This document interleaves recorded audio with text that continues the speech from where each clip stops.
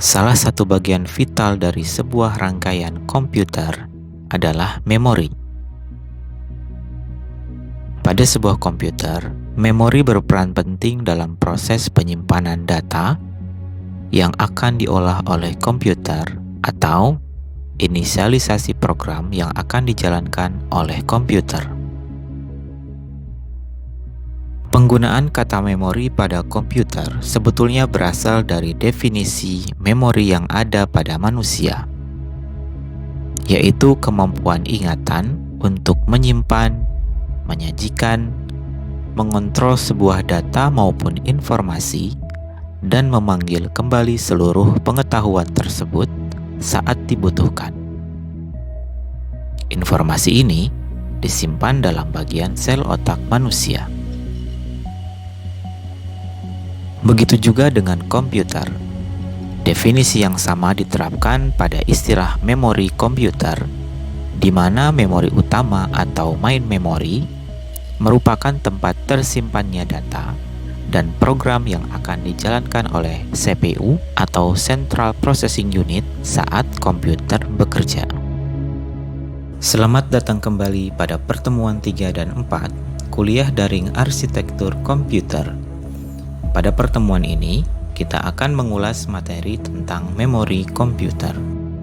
Seperti yang telah disampaikan sebelumnya, bahwa konsep memori pada komputer pada dasarnya meniru kerja otak manusia, baik dalam proses pengolahan data, penyimpanan data, dan pemanggilan informasi, serta kontrol program. Walaupun komputer tanpa memori tetap bisa menyala, akan tetapi komputer tidak dapat bisa bekerja. Ini mengapa memori merupakan bagian vital dari elemen penting pembentuk sebuah komputer. Komputer dapat mengakses data dan program secara langsung yang tersimpan dalam memori utama. Tetapi, data dan program yang tersimpan dalam penyimpanan sekunder seperti hard disk atau compact disk harus dibawa ke memori utama untuk bisa diproses atau dijalankan melalui media penghubung yang disebut dengan memory bus, yang pembahasannya sudah kita ulas pada pertemuan sebelumnya. Anda dapat mengikuti link pada pojok kiri atas untuk mengetahui pembahasan mengenai sistem bus. Besarnya memori berfungsi menentukan kompleksitas operasi yang dilakukan oleh suatu komputer. Tanpa memori utama yang besar, maka komputer hanya bisa melakukan operasi sederhana karena besaran input yang bisa diterima dan diproses oleh memori pun kecil. Demikian juga untuk outputnya. Main memory atau memori utama biasanya bersifat sementara, artinya hanya bisa berisi data ketika komputer menyala. Saat komputer mati, maka data yang ada pada memori utama akan hilang.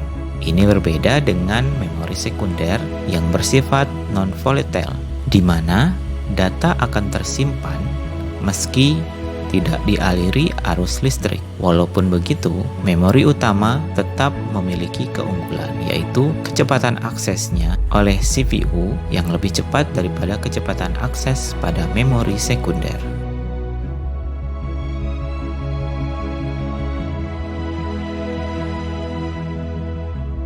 Berdasarkan lokasinya, memori terbagi menjadi dua, yaitu memori internal dan memori eksternal.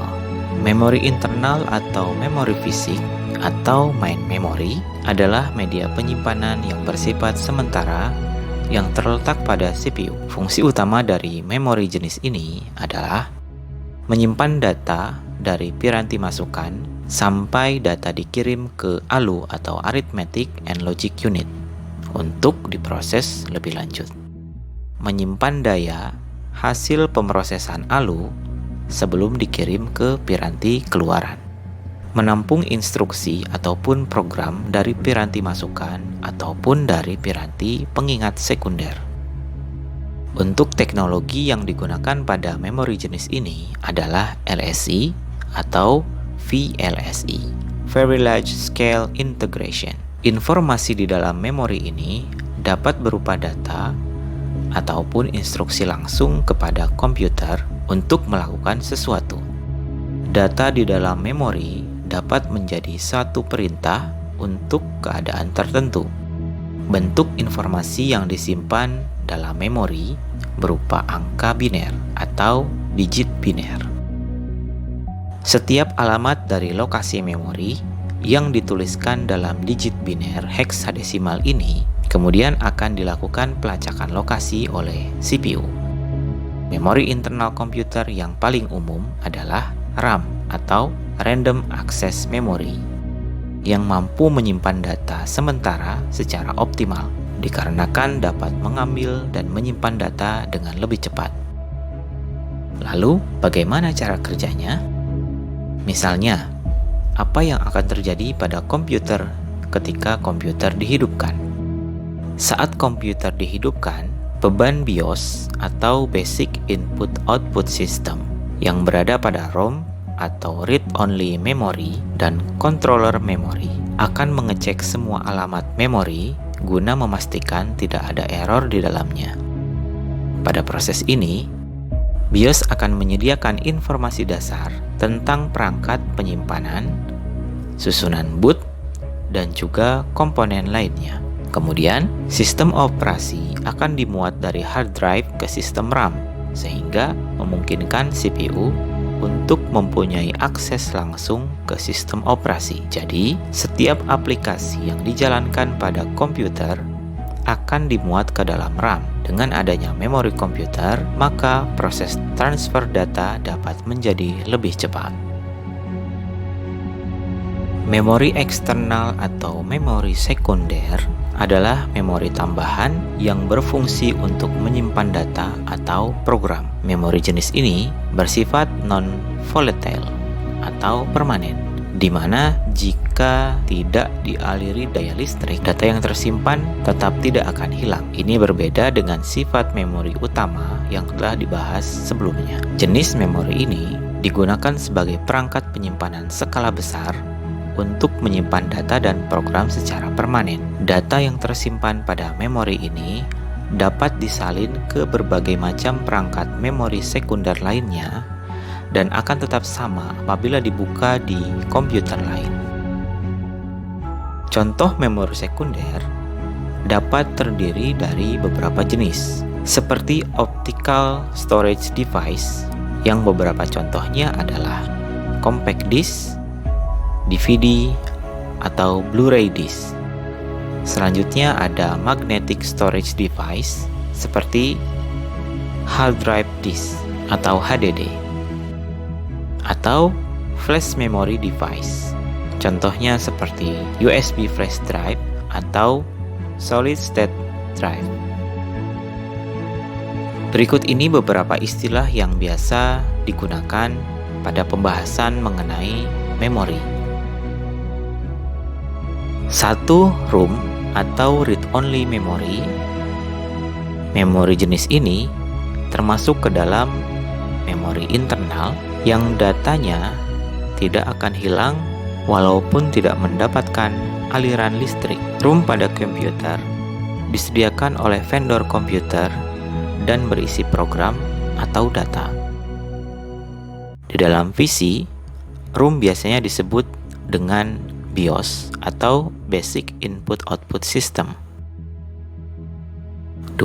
CMOS atau Common-Mode Meta-Oxide Semiconductor adalah jenis chip yang memerlukan daya listrik dari baterai. Chip ini berisi memori sebesar 64 byte yang isinya dapat diganti. Pada CMOS inilah berbagai pengaturan dasar komputer dilakukan. Misalnya, piranti yang digunakan untuk memuat sistem operasi dan termasuk pula tanggal dan jam sistem.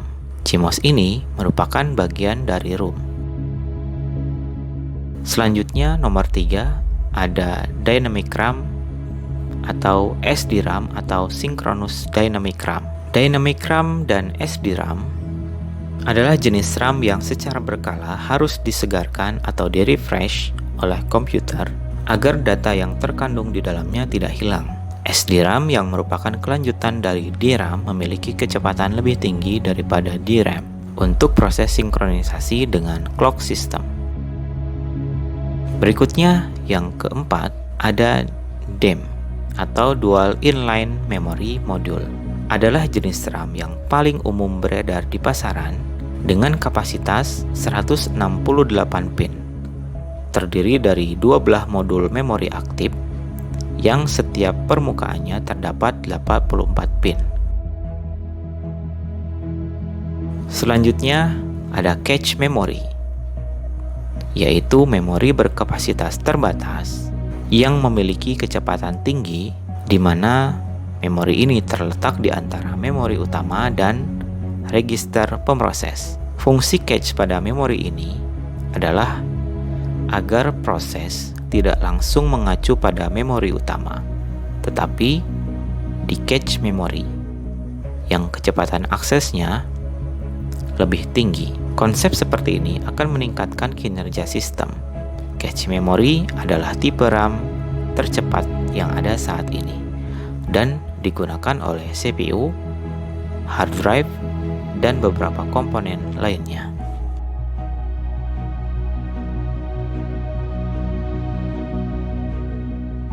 Dari pembahasan kita kali ini tentang memori, dapat kita simpulkan bahwa kedua jenis memori di atas, baik internal maupun eksternal, memiliki fungsi dan kegunaan yang sama, yaitu untuk membaca, menulis, mengolah dan menyimpan data dan program. Perbedaannya hanya terletak pada permanen atau tidaknya data dan program yang tersimpan pada kedua memori tersebut. Demikian pembahasan memori pada pertemuan kali ini. Semoga bermanfaat dan menambah wawasan Anda mengenai memori komputer serta istilah-istilah yang digunakan pada memori. Sampai jumpa pada pertemuan berikutnya. Salam.